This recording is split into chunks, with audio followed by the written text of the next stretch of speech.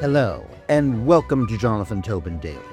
I'm JNS Editor-in-Chief Jonathan Tobin.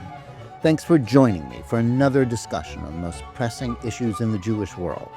Please like, subscribe, and give us good reviews when you listen to the show. Now let's get started. It's just the latest in a long list of freakouts by the liberal inside the Beltway establishment about the way the Trump 2.0 administration is shaking up Washington. The decision to change the composition of the White House press pool, however, seems to hit the D.C. elites where it really hurts. For several decades, the White House Correspondents Association, the WHCA, has jealously guarded its privilege to determine which outlets get the right to work in the executive mansion and sit in the briefing room when press conferences are held, and to be recognized to ask questions. So it's hardly surprising that this group, whose complaints are amplified by the hysterical coverage of the issue in the corporate mainstream publications and websites where its members work, is treating this measure as if it is the end of the free press, if not the world. That it is nothing of the kind is only partly why this story says a lot more about the intellectual and moral bankruptcy of the establishment press than it does about the foibles and willingness of President Donald Trump and his team to get even with their antagonists. What is going on here is not just a battle between a new administration clearly spoiling for a fight with a liberal press that is hopelessly biased against Trump and will do anything it can to discredit him. It is also an inflection point in which legacy outlets, whose hegemonic dominance of journalism ended long ago, are being forced to recognize just that. They're being put on notice that their control of the flow of news at places like the White House will no longer be indulged. What's more, their glaringly obvious tilt to the left that has grown greater with every passing year, especially since Trump began discomfiting the D.C. Uni Party, is also a factor here. It has caused them not just to be challenged by those who disagree with their prejudicial coverage, but rendered them essentially irrelevant to a 2024 presidential election whose discourse was largely conducted via podcasts and niche publications, and not the daily newspapers, broadcast, and cable TV news channels. That is important, not just because it affects the coverage of Trump's efforts to reform an unelected and heretofore unaccountable administrative state of federal bureaucrats who have more power than most citizens understand. Trump's putting these D.C. elites in their place should also help draw similar conclusions about the way the same establishment outlets have covered Israel and its war against Hamas and other Palestinian terrorists since the terror attacks that killed 1,200 people on October 7, 2023.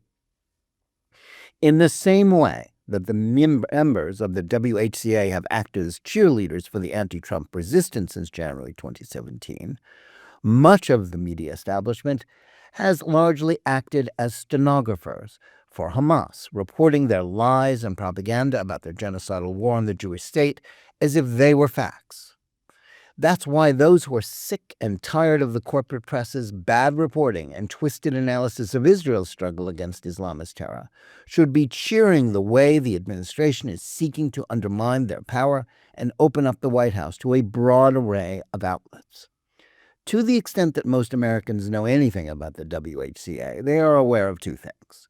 One is that its members are the ones who appear on camera and ask questions at White House pressers. The other is that it hosts the annual WHCA Washington Dinner, a glitzy televised event known as the Nerd Prom. Its members claim to the contrary. The latter has nothing to do with journalism and everything to do with a lame effort on the part of Washington elites to claim the same sort of status that Hollywood movers and shakers take for granted. Their silly dress-up party could easily be ignored. Still, it matters because in the last decade, the event was an indicator of the way the WHCA and the corporate press were dropping even the pretense of objectivity when it came to covering politics. The formerly bipartisan spirit that supposedly animated the dinner has given way to bitter partisanship and cruel mockery of Trump and conservatives, to the point where the president rightly boycotted the event during his first term and will likely do the same in the future. Even if inclined to forget about that, those who watched the White House pressers in the last two administrations could see bias on display from the press corps. While Trump was in the White House, the journalists who got to ask questions were almost universally hostile, if not ready to drop the pretense that they were there for inquiries, instead actually debating him or his team. While Biden was president, his representatives were only challenged by one member who got to ask questions, Peter Doocy, the intrepid and indefatigable representative of Fox News.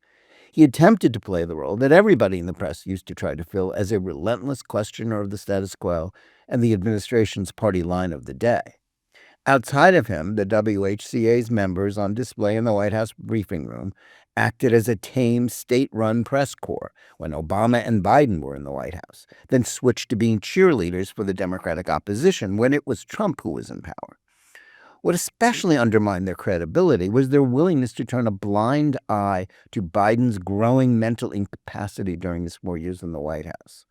While no accusation against Trump, including outrageous Russian collusion hoax conspiracy theories, was too far-fetched to be published or broadcast during Trump's first term, the supposedly tough White House press corps refused to report on Biden's condition. They didn't complain about the way that his staff shielded him from the press and how they had fewer opportunities to question him publicly than any other president since broadcast media was invented.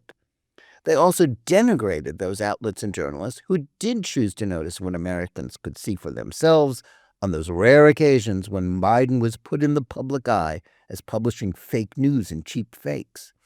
Among those who were the most biased was political correspondent Eugene Daniels, who now serves as president of the WHCA and whose loud whining about Trump's decision has given him his 15 minutes of fame in the last week. Just as egregious is former White House correspondent and current CNN host Jake Tapper. He was among the most vociferous of those who scorched those who questioned Biden's mental incapacity. But in a show of just how clueless, hypocritical, and shameless the Washington press can be, he's now written a book about the cover-up of Biden's decline. That's in spite of the fact that he and his network were among the chief orchestrators and perpetrators of one of the worst scandals in modern political history. If you only watch CNN or read the New York Times to take just two of the worst examples of mainstream media bias, you think that what Trump is doing to the WHCA is akin to one of the purges of Soviet dictator Joseph Stalin in the 1930s. Indeed, the Times actually described Trump's actions in a headline as a Moscow-like chill. Let's be clear about what Trump has done. His team stripped the WHCA of control of which outlets get into the White House to make it more representative of the contemporary press. Rather than simply trying to institute a right-wing bias that actually gives podcasts and niche outlets on both the left and the right a better chance than they had before.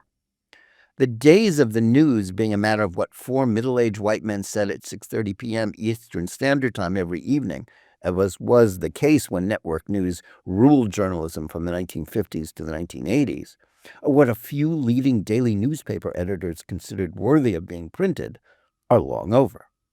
Like it or not, Americans get their news from their social media feeds and podcasts, not by watching cable television or reading leading newspapers. Most of them have also learned that those who only read the Times or watch CNN and thus only absorb what those inside the left-wing bubble want them to know can be among the least informed people in the country. Of course, major outlets will still be there, though the White House is currently punishing the Associated Press for refusing to use the Trump name change of the Gulf of Mexico to the Gulf of America.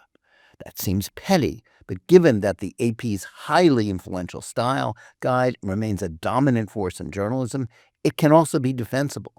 That guide has become something of a joke for its adoption in recent years of a host of changes to force outlets to employ leftist and woke terminology to conform to the current orthodoxies of critical race theory and gender ideology. Its comeuppance is not Stalinist tyranny, but long overdue. For all the weeping and wailing about the end of press freedom and democracy, no one is being thrown in jail for offending the president, nor is any outlet being prevented from publishing or broadcasting. The First Amendment right to a free press still flourishes even as big media declines. What Trump is doing is stripping the establishment of its power to act as gatekeepers and to establish biased narratives. Doing something about press bias is more important than ever, because most of the corporate media is increasingly made up of journalists who have given up the traditional quest for objective truth and instead embraced political activism as their true calling. This sort of thing has long been apparent in the coverage of the Middle East.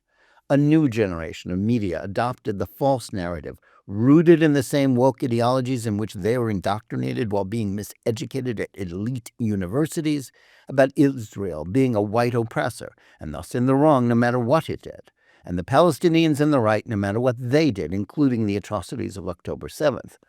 Rather than being an outlier, literary star Ta-Nehisi Coates' recent travesty about his 10-day trip to Palestine offers a window into the mindset of how many journalists now think and work.